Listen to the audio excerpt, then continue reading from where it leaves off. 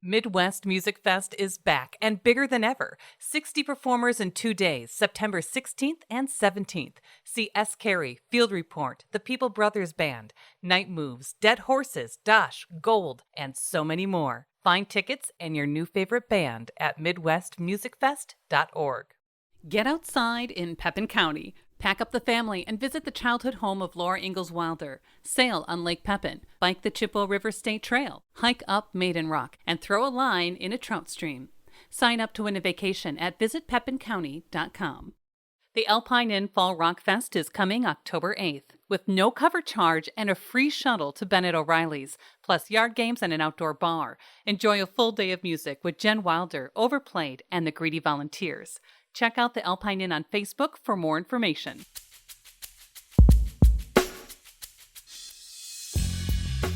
We talk with New York Times bestselling author, humorist, playwright, and radio show host Michael Perry.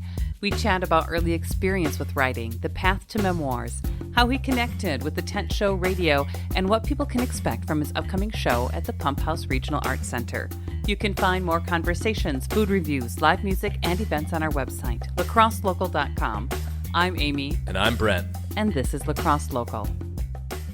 But people have their own conclusions about you if you tell them you're from Wisconsin. My book tours take me out to the West Coast a lot. My last book tour, they started me out in San Francisco, and I had to teach those folks some things.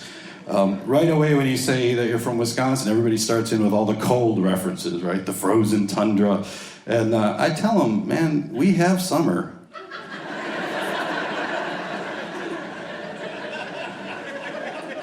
It's called 6 weeks of mosquitoes. But there is no question that the cold is what defines us. And we have this whole body of knowledge that's temperature-based. And you have to admit, I mean, it's April 28th today, and when I went to feed the chickens this morning, I left footprints in fresh snow. So it's tough to tell them otherwise, and so I admit the truth. I tell them along about September, October, it starts getting pretty crisp, and by November it's freezing pretty hard, and man, by December you can pick up a 16-penny nail using nothing but the tip of your tongue.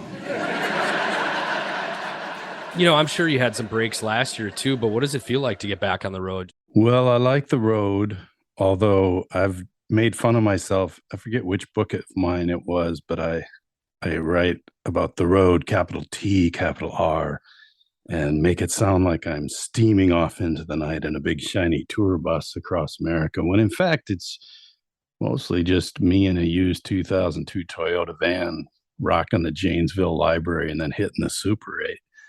About 98% of what I do is inside the Wisconsin state lines. Although today I have a band and we are actually all getting into an actual band van and going to a gig tonight. But I like the road. It's always been a part of what I've done as a writer. I started out as a freelance magazine writer, and I just would go wherever the story was. I've done stories where I climbed Mount Rainier. I've done stories where I've gone trucking across America with truckers, just hitchhiking for rides. I've gone on tour with country music artists, and then just driven all over to get stories about individuals and places. And so the road's always been a part of what I've done, and that feels pretty natural to me because I was raised by traveling people. I was raised on a farm, and I grew up milking cows and logging, but one of my heroes was my uncle, who was an over-the-road trucker, and he took me trucking, and then a lot of my acquaintances were truckers. And then my grandpa was a traveler, and he got me hooked on traveling real early.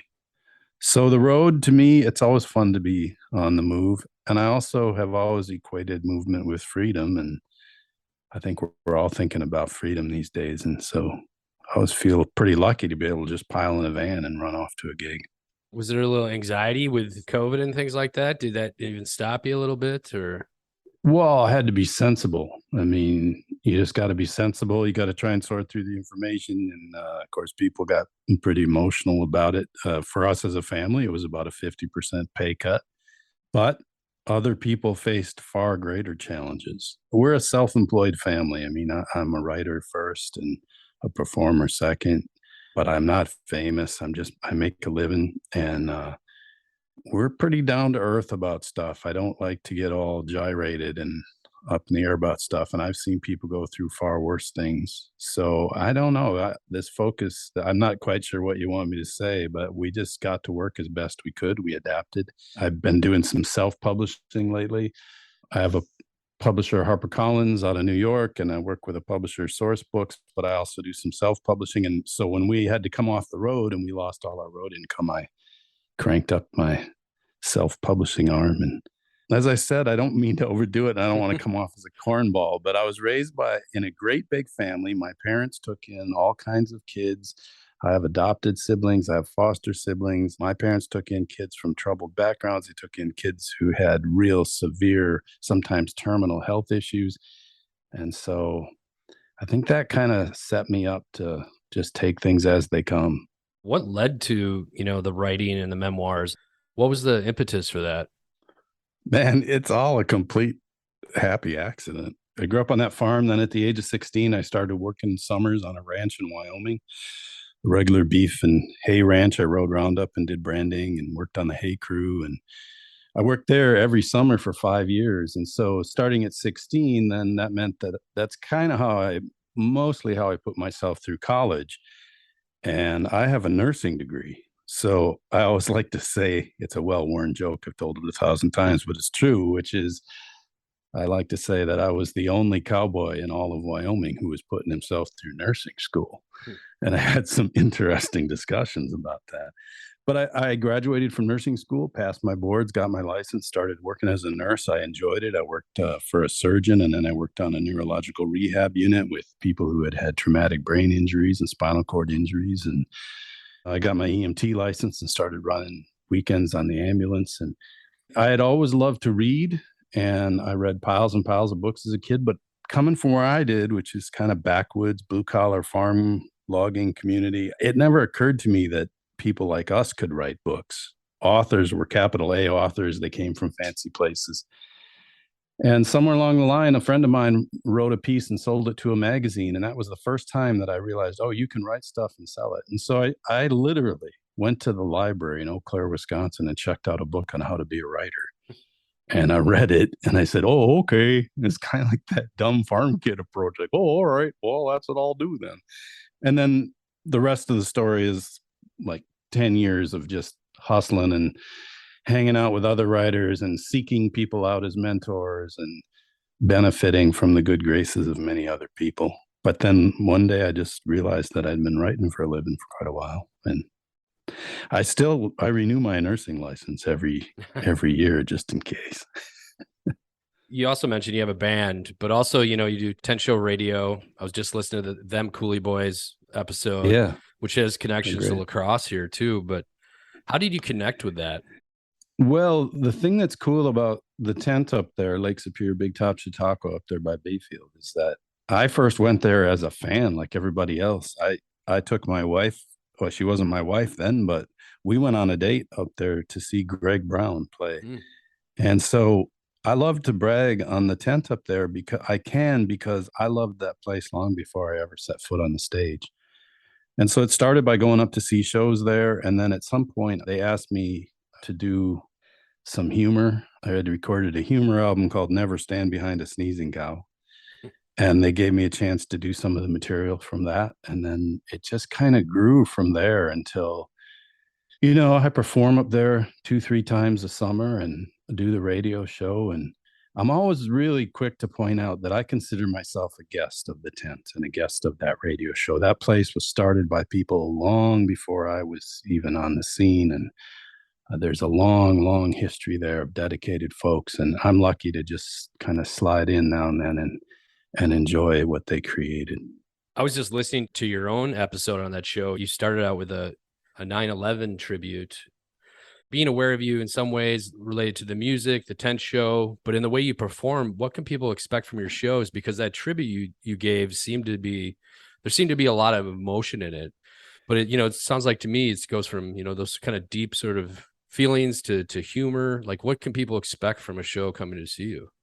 Well, it's usually a mix of that. And I feel really fortunate. I'm not famous. I can walk right into Farm and Fleet without security or anything.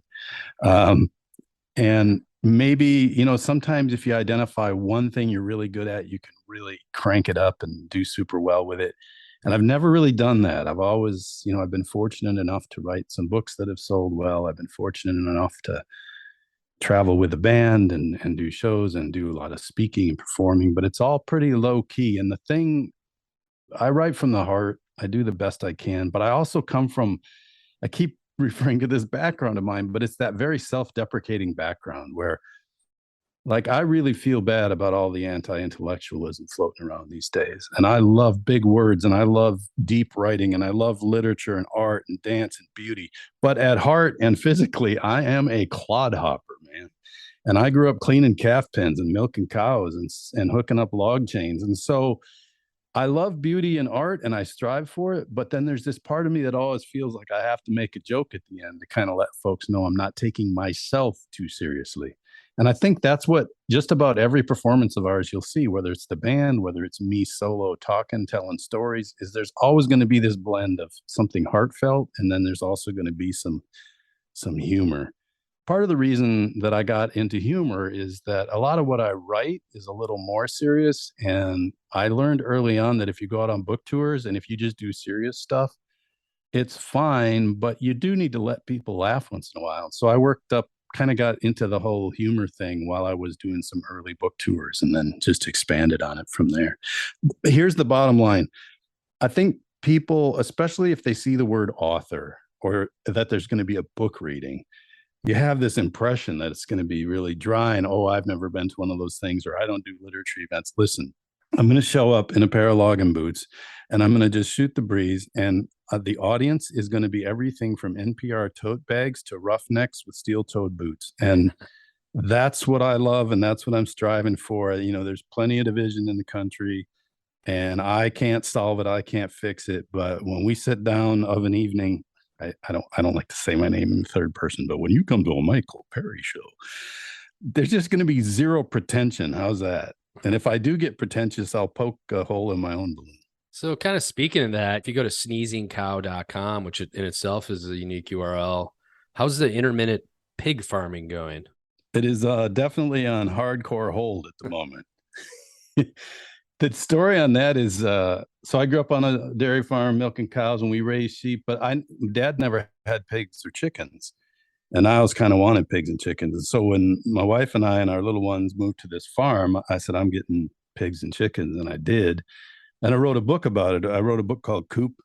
And it's a book about moving to the farm and raising pigs and chickens. But it's also a book about the birth of my second daughter. We had her here out in our old farmhouse. And so it's kind of the story of that. And what happened is that book kind of did better than we expected. And I wound up being on book tour a lot. And my wife at one point said, it's great that you wrote a book about raising chickens, pigs, and babies. But while you're out on book tour, I'm here at home raising chickens, pigs, and babies. And she was not wrong. And so I kind of cut back on the pig farming. And then it just, we've already talked. I've just been really fortunate that no one thing has gone big, but I have everything from band gigs to one-man shows to I speak at corporate events. I'm always the humor guy. And then I've got books. I've got 3 books under contract right now. And I just signed a deal for a streaming pilot. And so I just have never found time to get back to the pigs, but I still look longingly at the pen. I can see it right from my writing office. One day, someday.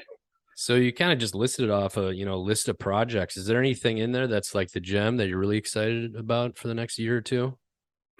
I'm happy to say that I still get excited about every project. Like anyone, I have a hard time getting started, but once I'm into a project, I really get invested in it and feel it. And I think, again, coming back to this, when I was 30, maybe I'd have wished I'd have had one great big hit and then I could ride that. Now that I am 57, I'm very pleased that I've got many things to keep me occupied and interested. And I'm really happy that at 57, I still get excited by new projects. So to me, I don't really have any one in particular. Working on a pilot for a streaming project is new, and I'm learning a lot, working with some people I've not worked with before.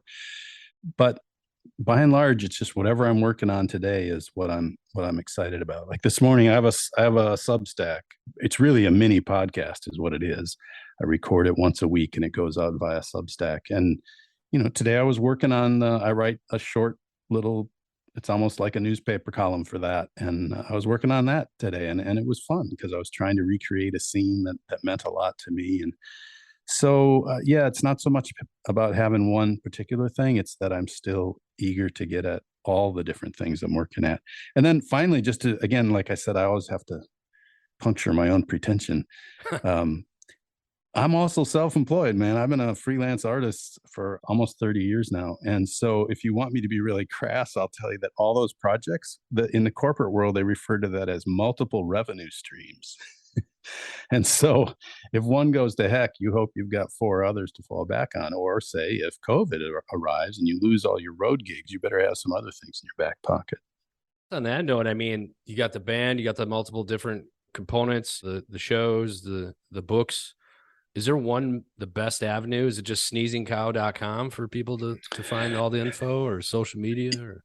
Yeah, definitely go to sneezingcow.com, and then you can find we've got Facebook and Instagram and Twitter and all that kind of stuff. But I got to tell you, it's funny you'd ask me this just now, because I was trying to post we have a Facebook page, and I was trying to post our gig to it just before I got on the phone with you, and we're having trouble with Facebook and with all their algorithms and stuff.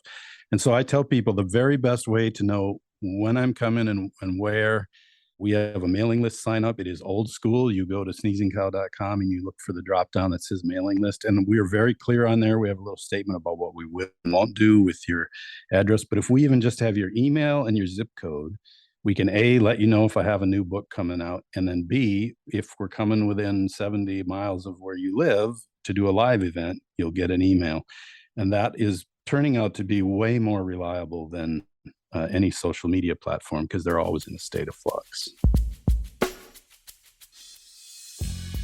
Lacrosse Local Podcast is a production of River Travel Media. Do you have an interview idea you'd like to share with us? Message us on Facebook at Lacrosse Local. Find out more about us at lacrosselocal.com, and you can subscribe to the Lacrosse Local Podcast on your favorite podcast app. If you like us, rate us 5 stars. We appreciate it.